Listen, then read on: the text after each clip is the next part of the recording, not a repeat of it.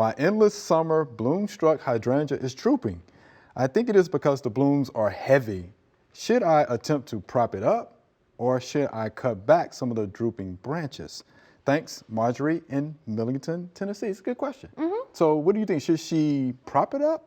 Or if it were me, I would probably just cut those that are too heavy and bring them inside and enjoy them for a cut flower arrangement. There you go. Right? While it's Marjorie. nice, while they're in full bloom, go ahead and make that cut. Make the cut down pretty low, and that's going to encourage some branching from that particular cane. So next year, keeping in mind, that you don't do any more pruning for this season, that cane that was too heavy this year is now shorter and has put out 2 lateral shoots.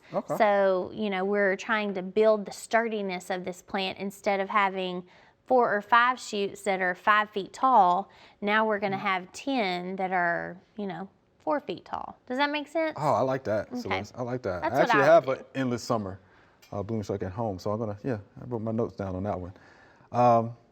So you just come back. And the thing about the endless summer is this: old wood, new wood. Does it depend? Well, they do have some remontanic qualities. So they can bloom on new wood. But that won't be until later into the growing season. We're talking like, in some cases, like into July and August. So it depends on when your first frosts are where you're at in the country. But in my zone in 7, we had some at a county office that accidentally got sheared all the way to the ground in the early spring, which is not the appropriate time to prune those macrophyllus.